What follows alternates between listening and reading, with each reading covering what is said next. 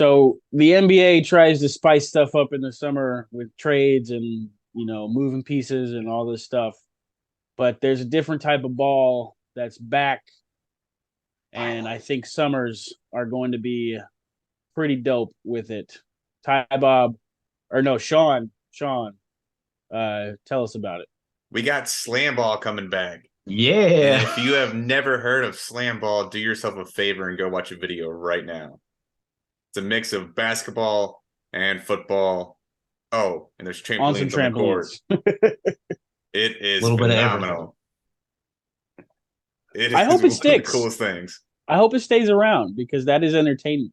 And my only experience with it is just like looking at YouTube videos because I mean even if I was around when they had the leagues, I never saw it on TV or anything like that. So It was on like Spike TV or something, wasn't it? Was that Yeah. where it used to be? Yeah, I was gonna say I kind of remember that when we were little, but good old Spike. They Wow, got so the deal they have a with contract with ESPN. ESPN. Starts Wow. on July 21st is the first game. That's going to be insane. on actual ESPN. You can get some athletes, man. I mean, that's a hardcore sport. Yeah. Better or worse ratings in the XFL? What do you think? I Better. was just going to ask. Better. It's going to be way better. Better. Dude, they're going You think? to they're going to No stick sports around on in like the summer. Yeah, it's true. This is a dead zone. People are just begging for something. It's like when COVID first hit and we were like watching marble racing on YouTube. Korean baseball league. Yeah. Yeah. Like, yeah, there's nothing going on. Nobody cares about baseball. The viewership is tanking every single year, kind of like the NBA does. Yeah. They don't market their stars. They don't. It's I mean, way it's a worse. terrible league. It's boring. It's cut the games back, man. We just, yeah. Football and NBA. I mean, the NBA is declining as much as it is. If you're not football right now, you're trying to just keep up. Let's talk about old football because last time you came on, which was a year ago, there was a lot of high I know a hopes in Denver Denver. fan don't want to talk about football right now. Hell no. There's There's wait, a is tough the subject season for it. starting? Do they do mini camp yet? I haven't seen. Minicamp starts in 1 week. I believe it starts a week. I believe that Monday, right after July, or excuse me, probably Wednesday, right after July Training 4th, camp, yeah. somewhere around in there. This time last year, Denver and you and the rest of the fans, a lot of hype behind him. You bring in Russell Wilson, you have Burned Nathaniel us. Hackett, who we knew was going to be awful. You guys were all on your high horses about him. They had some analysts backing them up. There were some media heads out there that thought the Broncos could be the best team in the AFC West. But Oh, I know. That's honestly what started to worry me. I was feeling the hype until too many people were feeling it. I was like, hold on, let's watch him play. I don't even get why we gave him that contract already. I was like, let him play a couple games, maybe. I know he's done some stuff, but How do we feel going into this year? Is there still some hope? Is there a lot of nervousness? How are we feeling? yeah, it's honestly uncharted territory as a Broncos fan. Like, I mean, my whole life until Peyton Manning retired, I mean, we were competitive. I mean, growing up with Shanahan as the coach, we were always, at worst, we're going to be a mediocre team that, gives a run for the playoffs. And last year really burned me, man, because I really thought I was like, oh, we got the quarterback, we're fine. You look around the NFL, as long as you got the quarterback, you're good. And I was really nervous about Hackett. I didn't think it was a great hire. I kind of thought they were doing it just to lure in Rodgers. So I wasn't super. I have text message receipts, proof to my buddy. I was like, how do we know he's not just like a Rodgers product? And I was like, I don't know who the heck this Hackett dude is. And then I heard he worked with Bortles in Jacksonville, and I was like, okay. I mean, he got Blake Bortles doing an AFC Championship. It can't be that bad, right? But as soon as they did that, yeah, they did that Russell Wilson press conference. That was kind of when I really started to worry because he's like, wow, man. Russell freaking Wilson. I'm like, you're the head coach, man. Like, have some self-respect. Like, and then just week after week of losing. I mean, we've had some rough seasons since that Super Bowl, but I mean, last year was just week after week. Oh, we're gonna get better. We're gonna fix this. And I kept thinking, that offense is gonna click. They're just waiting to click. They're just waiting to click. And I was like, oh, it's December. I don't think this is happening, man. They just flexed a Chiefs Broncos game out of prime time. That's how bad this has gotten. So. Yeah, this year I'm just trying. I was really stoked that we hired Peyton, but I'm taking a very, I mean, last year I was full, oh, we're back. We're winning the division again. Chiefs better look out. Chiefs, they got rid of Tyreek. They're screwed. They'll be in the hunt. They'll probably make the playoffs, but this is our division again. And man, I've never been kicked in the face harder during just week after week after week after week. You guys are just blowing people out there towards the end of the season. And then, yeah, so I'm taking a very it's got tempered. to be a night and day difference. Like Hackett was something, but you got to feel pretty confident about Sean Payton. I mean, pretty confident that you're going to have like a 9-8 record. For sure. Like That's my not as bad as expectation. last year. Oh shoot, I'd be stoked with 7, man. I mean, it's just I thought I'd never be there, but if we get close to 500, I'll be freaking stoked if I'm not pissed off every Sunday. But yeah, no, I mean, I think especially even with Russ, I mean, I think a lot of other coaches would have just let Russ, run it all over again. But I think this is kind of a make or break year. Russ figured out we're going to run the system, we're going to make it run heavy, or you're out, man. I mean, they're going to find a way to get out of that contract, or at least use that Walmart money to eat it up. But yeah, I'm more confident we'll at least be a competent team because I mean last year that it was just like what are we even doing every week at practice? Like I'm just an idiot who sits in my house and watches the game and drinks beer. But I mean, man, it was just like, is there any cohesion? Is there nothing was translating week to week? How are you not using Jerry Judy to get somebody open? So at least Sean Payton knows how to scheme and we'll get something. We'll score some points. I just want to score points again, man. I'm so tired of watching bad offenses. I could just dip my head in a freaking stove. Yeah, so that's honestly I'm just tempered. I'm not gonna think we're even gonna make the playoffs. That would be great, but I'm just mediocrity is what I'm hoping for this year and build towards something better. Man, I remember those years. Yeah, Rough years, man. I used to laugh at Tyler all the time, man. I'm like, oh, cool. Quarterback, you guys signed. Who do you got? Winky? Oh, not Winky. What was that guy for a little bit? The doofus ass name about 10 years ago. Just oh man, carousel of quarterbacks you guys went through. Yeah. Tyler Thigpen, Brody Croyle. Thigpen is who I was thinking of. Yeah, Thigpen. Man, now we've had the carousel for 8 years, 7 years. My gosh, beautiful to be on the other side of that. Let me tell you. As true fans of a team, the fans that pay attention to their own teams, the national media gives coverage to the stars and the guys that make big differences on the football field. But as a true fan of a team, is there anybody that's under the radar that Broncos fans should feel like could be a game changer for next year? Like as Chiefs fans, we know some of the guys lower on the depth chart. Like not everybody knows Jody Fortson's name. Not everybody knows all of our young DBs out there. Like who for the Broncos is going to be at least attempting to help better their record this year? Well, I'm hesitant to say this this was one of my predictions to Tyler last year, but Tim Patrick, if he didn't tear his ACL last year, I think he's a really underrated player, man. I love the guy for like a third, fourth receiver on the team.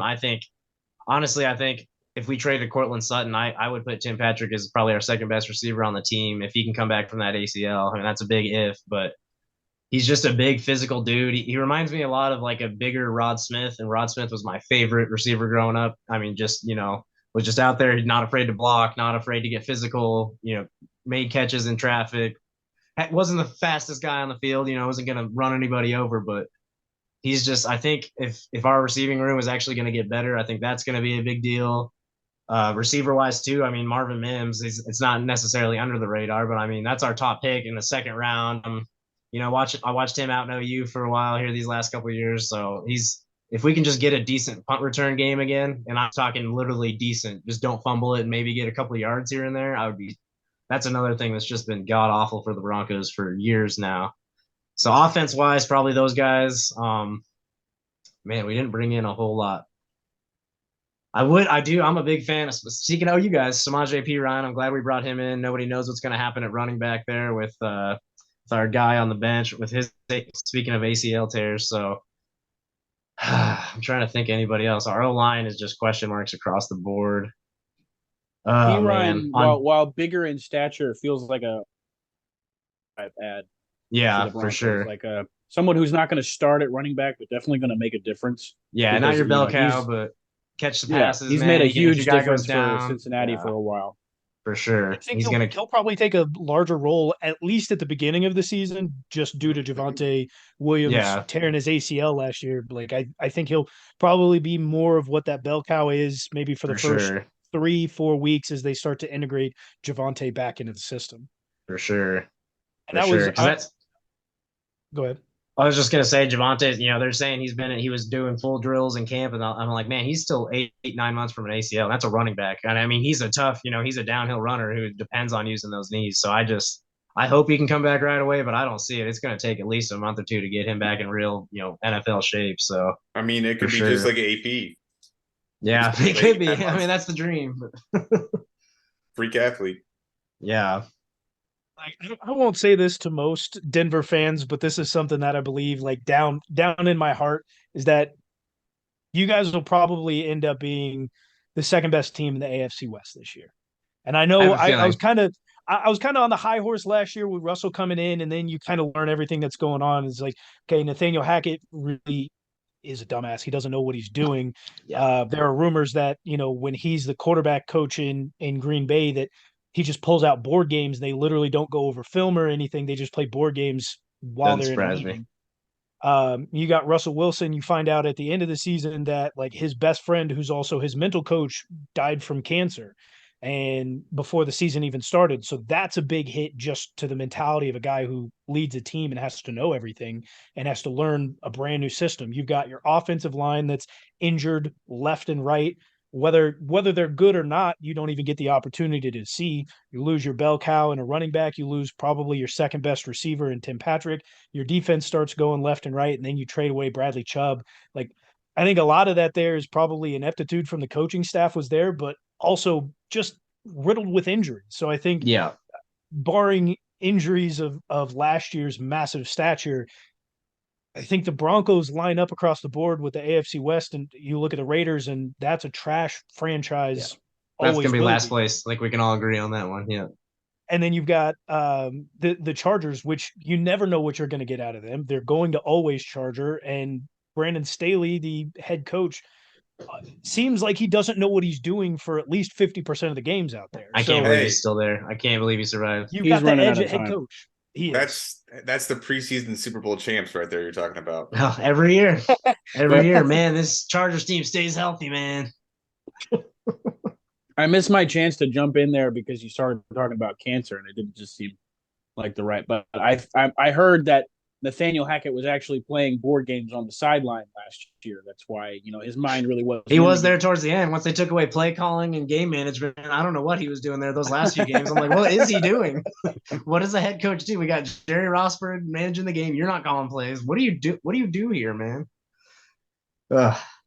Yeah, I mean, I listen to a lot of still Denver sports radio, when I'm at work and all that. And everybody last year during training camp was like, "This is the weakest training camp I've ever seen." Which, again, it really will be night and day with Sean Payton. Even just in mini camp, they're saying it's been a lot more physical, and they didn't hit at all. I remember watching highlights, from their practice, and then you turn on freaking Hard Knocks with the Lions, and I'm like, why are the Lions looking 10 times more physical than the Broncos right now? Like that was my first sign of like, oh. And I don't think there's just a lot of things that went wrong last year. Hackett wasn't the guy, especially with Russ's personality and all that.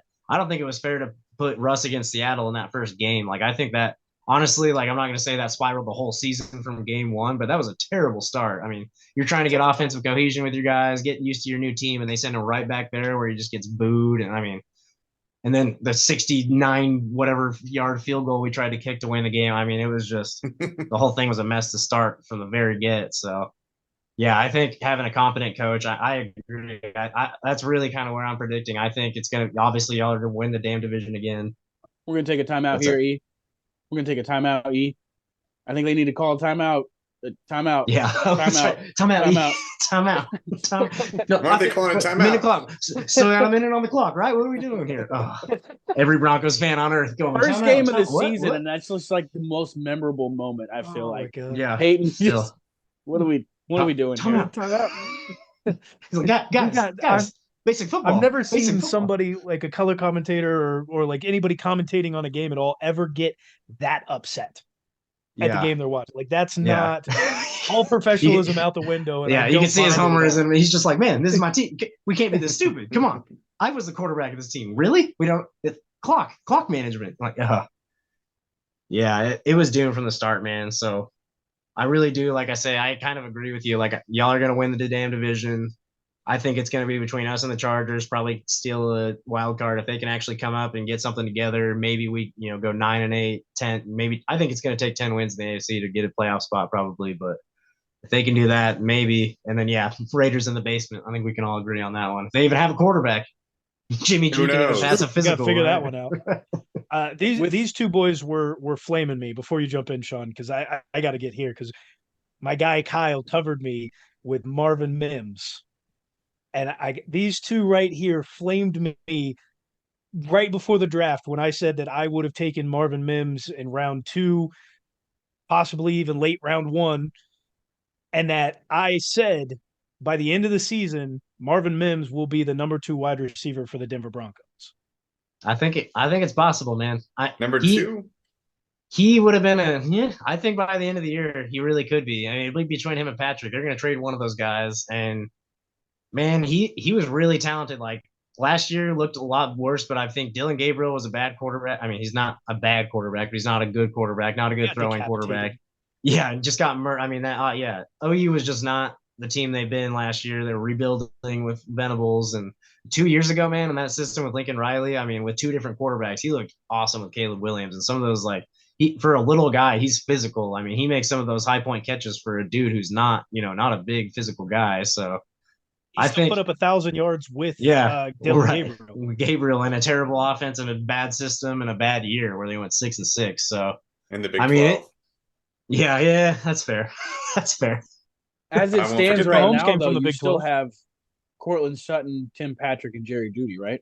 Yeah, I really think that's been like a huge debate on like Denver sports radio for the last, for whatever 3-4 months, because everybody thinks, there was all the Jerry Jeudy trade rumors. I definitely think their plan is to get rid of one of them. They just couldn't quite get the deal that they wanted, because there's no way you draft him. They've signed a couple of guys, like they drafted another guy later. There's no way. I think Sean Payton really wants to shake up that whole roster, and he wants to start with the receivers, because we have the highest paid receiving room in the NFL. And like, for what?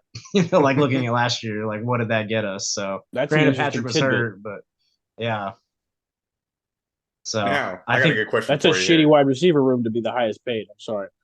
It's pretty wild. It's pretty wild, and that's without Jeudy getting paid yet. That's on Jeudy on a rookie contract. Yeah.